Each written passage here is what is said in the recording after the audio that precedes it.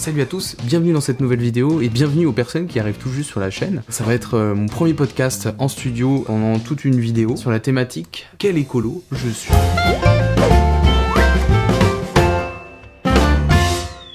À partir de cette thématique, je me suis posé une dizaine de questions.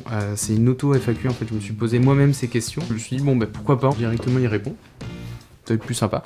Je commence à faire quelques petites actions au quotidien, mais est-ce que c'est suffisant? Est-ce que j'ai envie de faire plus à mon échelle? Ça, je sais pas, mais justement, ça me permettra à faire un point de là où j'en suis et de me livrer à vous à partir de cette série de questions. C'est peut-être de changer, d'avoir de nouvelles résolutions sur mon empreinte carbone sur Terre.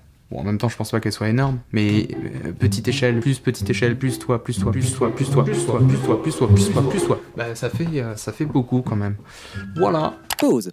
Désolé, on fait souvent ça sur nos vidéos, mais j'avais besoin de préciser une chose avec vous avant de commencer. Pendant le tournage, je ne pensais pas que cette série de questions allait prendre beaucoup de temps à y répondre, car je parle dans cette série de ma transition écologique que je vous partage, composée de plusieurs anecdotes. C'est d'ailleurs le concept de « Quel écolo suis-je ?» On a donc décidé de raccourcir en 3 questions dans cet épisode, et la suite arrivera, je ne sais pas quand, pour le moment. Elle est probablement déjà arrivée pour ceux qui découvrent cet épisode aujourd'hui. On pourrait dire « Bah bravo, tu n'as pas anticipé », c'est le début après tout. Bon, du coup, il n'y a pas de conclu faite sur ce tournage, donc je vous retrouve juste à la fin de cette vidéo. À toutes! Première question.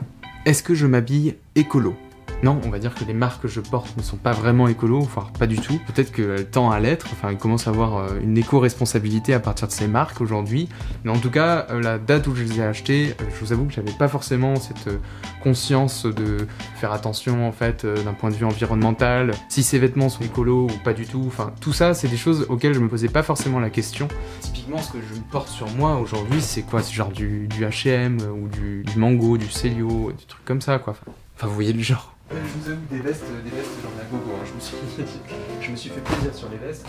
Je vous avoue que je m'intéressais pas sur le sujet, mais parce que j'étais pas forcément informé.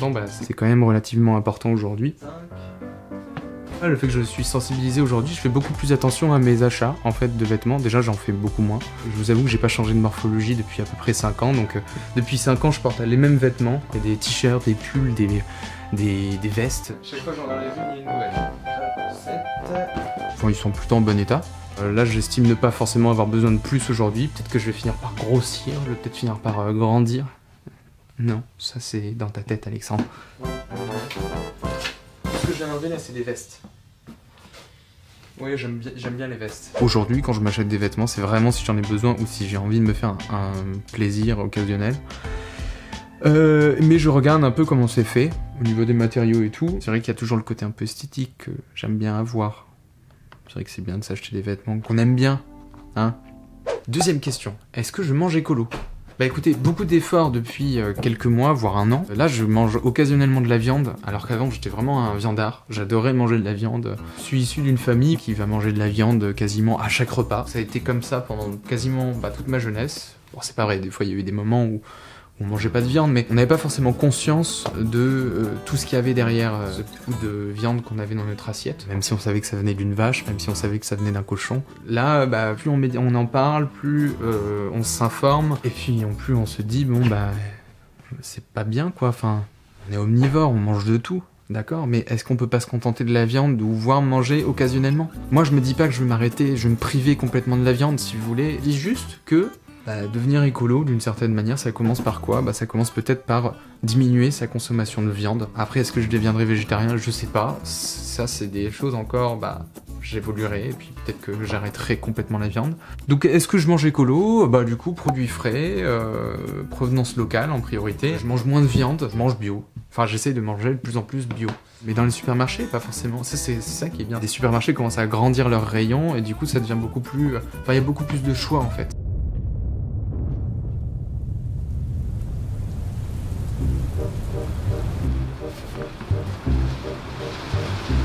J'attends que ça se calme. A few moments later. Acheter bio, on dit que c'est accessible aux bobos écolos parce que c'est cher, donc moins accessible à toute la population qui va chercher à consommer moins cher, ce qui est compréhensible, mais de moins bonne qualité. Question délicate, je sais. Personnellement, je préfère manger le plus possible bio, ou du moins acheter des produits plus naturels, car déjà moins polluants, mais aussi bon pour la santé en général. Par contre, oui, des fois c'est cher, donc des fois je régule. J'achète des fois des produits qui sont pas forcément bio, parce que c'est pas tout ça, mais il n'y a pas de YouTube monnaie quoi. No. Troisième question. Est-ce que je suis devenu zéro déchet? Tout ce qui est emballage, principalement des matériaux plastiques. Ah bah... Tenez, déjà un exemple. Le gant, c'est pourquoi? C'est pour avoir un contenant réutilisable à long terme, qui est fait avec du métal. Je sais pas ce que c'est comme matériau. Bon, il y a du plastique. Mais c'est pas du plastique qui est donc une bouteille d'eau qu'on va aller jeter régulièrement dès qu'on a fini sa bouteille. Canicule 1, j'avais une bouteille en plastique, je l'ai pas acheté exprès pour la vidéo. C'est une bouteille que j'avais déjà auparavant. J'avais ma gourde dans un premier temps, mais j'avais aussi une bouteille en plus parce que la canicule dans une forêt tout seul pendant genre 5 heures, 6 heures, je sais plus. J'avais marché quand même pas mal dans la journée.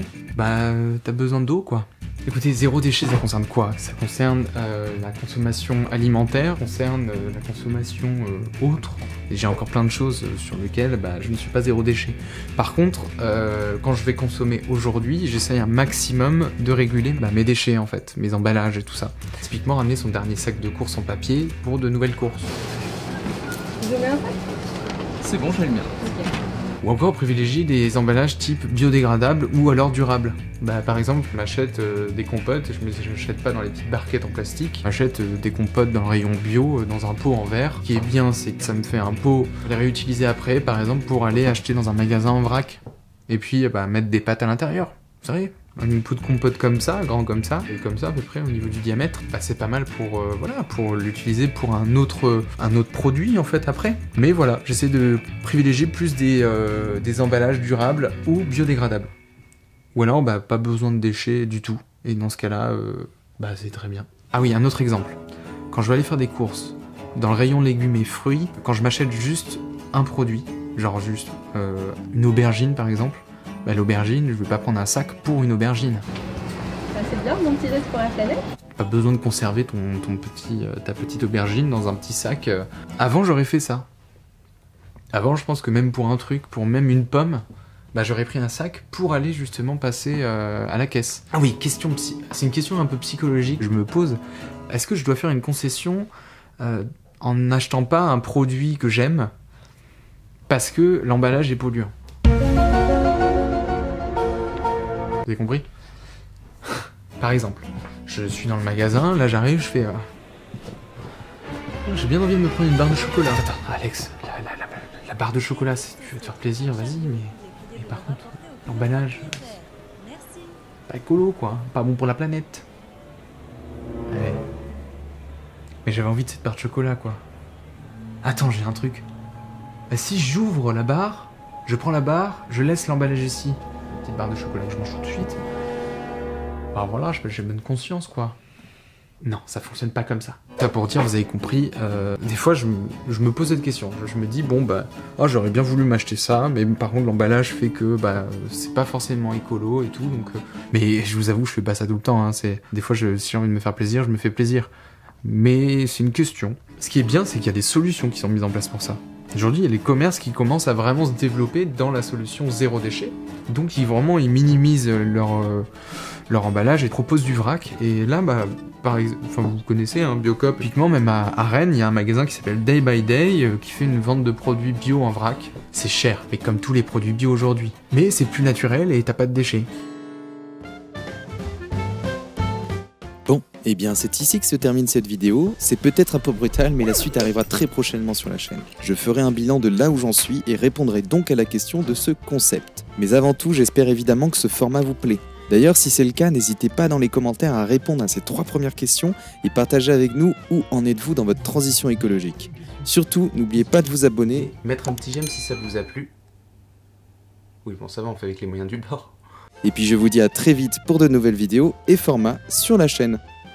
Eh bien ça y est, la vidéo est mise en ligne sur YouTube.